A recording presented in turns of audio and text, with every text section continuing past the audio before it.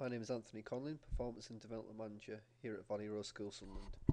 This is video to show the Key Stage 1 mark sheet, the guidance and how you can use the mark sheets and what they look like and what each of the columns can do.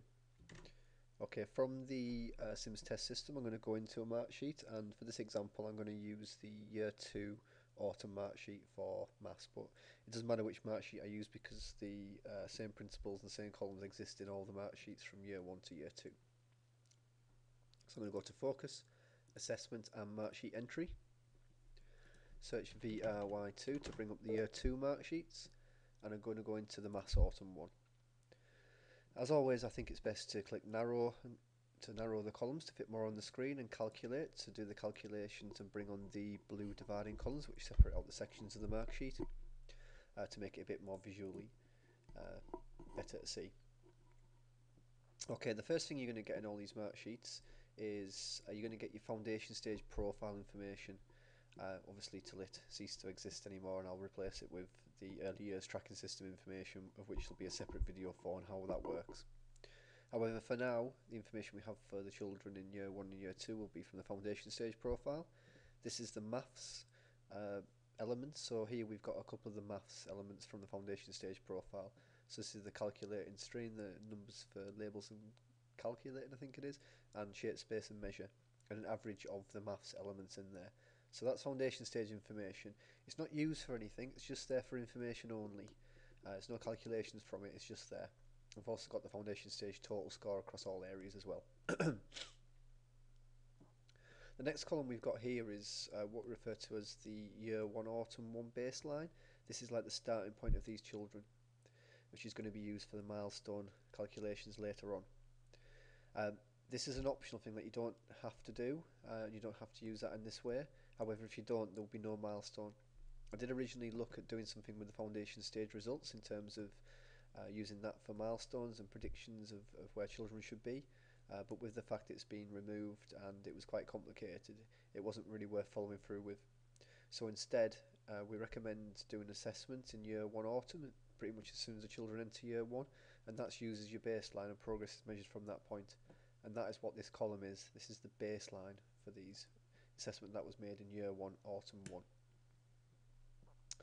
The next two columns are Fisher Family Trust estimate columns, not predictions or targets, just estimates based on the statistical model. Fisher Family Trust Type A is a prior attainment model. It's prior attainment, month of birth and gender are the only factors used to get to that estimate in there. The Fisher Family Trust Type D estimate is the same as Fisher Family Trust Type A in terms of prior attainment, gender and month of birth, but then also has school and pupil context added. So things like free school meals and SEN and geo-demographic data and mobility free school meal information are then included. The Type D estimate also is then if them children were in a school in the top 25% in the country. Them estimates aren't used for anything, they're not calculated in any way, and there's no calculations from them. They are information only again. Okay, the next column is an optional column for targets, where you can choose to do a target. This is the end of key stage target. So whether you put this in Year 1 Autumn and you enter it then, or whether you do it at some other point, it's what you expect or what your target is for the child at the end of the key stage, so the end of Year 2. I'll come back to more about the target shortly when we get to the target section over here. The next section now, you notice we have the blue dividing column, which is saying you're going to a different area. Actually, sorry, I have forgot about the grey column here. This is your end of the previous year result. What you'll always get in these mark sheets is the end of the previous year and the last result. If the end of the previous year and the last assessment are the same, like they are here, then obviously you'll only get the one. But if this was the spring term mark sheet, you would get the end of Year 1 and you'd get the end of autumn result next to it there. Okay, then your blue dividing column into the different section. This area here is if you're doing half-termly assessments. This is where you would put your half-term assessment here.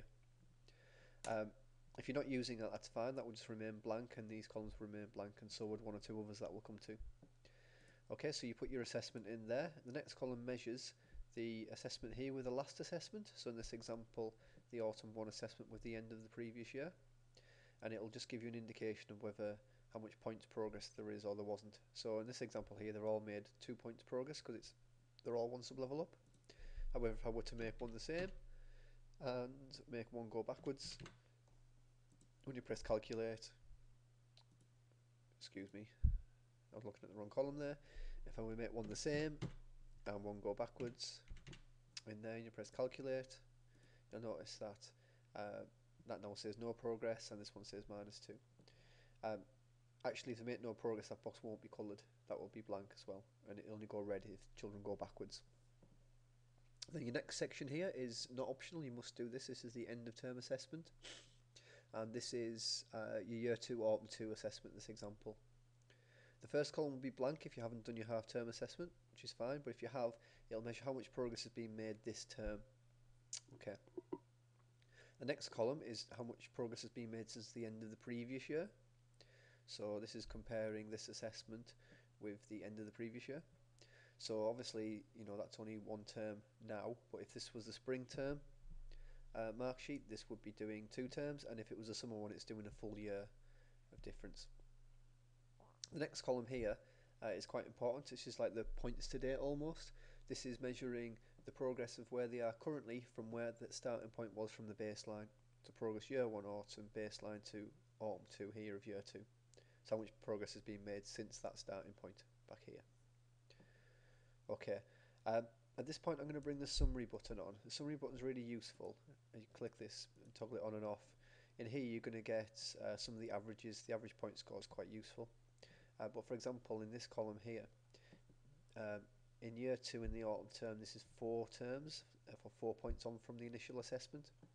So you hope children expected progress have made that so far. So anything that's less than 4 will come up red. Anything that's 4 will be fine. Anything that's more than 4 will be green because that's more than enough progress. And this is the average. So the average here for this is 4.25. So on average, these children are slightly making more than expected progress.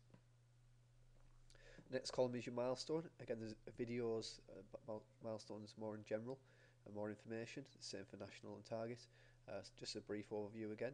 This is the individual expectation of where this child needs to be based on their own prior attainment. In this example, the year 1 baseline of where they need to be now. So 4 points because it's 4 terms onto that result to show where they need to be. So Chris was on a P8, so really by now he should be on a 1B stroke 1A. Liz was on a 2B, so should be on a 1A. Same for Sophie, and Stephen was on a 1B, so should be on a 2C. This is just the status of whether they're at or above or below the milestone. So if I made somebody below, go back to a P8, calculate, show that our child's now below and not making enough progress anymore. And this column here is showing a 0 if they're not making enough progress, and a 1 if they're making at least enough or more than enough progress. When you average them, it's same as a percentage, but not times by 100. So straight away from here, you can see that 75% of your children were making enough progress. Your national is, again, there's another video for this, but is the expectation of nationally where children need to be at this point, based on a 2B by the end of Key Stage 1, and work backwards in this case. So because this is year 2 autumn, we're saying children should be roughly on a 2C, 13 points, and at the moment most of them are actually below a 2C for the assessments we've entered. So you could say, although 75% of our children are making enough progress, only 25% of them are actually at national expectation, so they must have started quite low. Okay, to the target section, this will be blank if the target's not filled in. Again, it is an optional thing, but what this will do, it will look at what target was set for the end of Key Stage in the white column here, and it will work backwards on where they need to be in this particular time now based on 1 point per term to see if they're on target to achieve that target. So at the moment, because the targets have been set quite high, none of the children are currently making enough, but say for example we do change a couple of the assessments, we can now see that that child should have been on a 1B. I've now made them on a 1A, so they are above their target. The next child, change that to a 2C, is now actually on the target, and that red would go away once you save it. And the indications for national and targets work the same in terms of the percentages at the bottom. The target can be used in any way you want. You could just set that target as you please, use Fisher Family Trust, or say you want 8 or 10 points progress from the initial starting point. It really is up to the school how you use them targets. At the end we've got the expected columns, And this is trying to give you an indication of what your level 2 and above, your level 2B and above, and your level 3 and above might look like by the end of the key stage. And what this does, it looks at the end of term assessment, and it would add on the number of points and number of terms that are left to that. And for this example, if it's at least a 2C, then you're expected to get a 2. If it's at least a 2B, and if it's at least a 3, you're expected to do that. A 1 is indicating that yes, that child's expected to achieve that, and a 0 means they're not.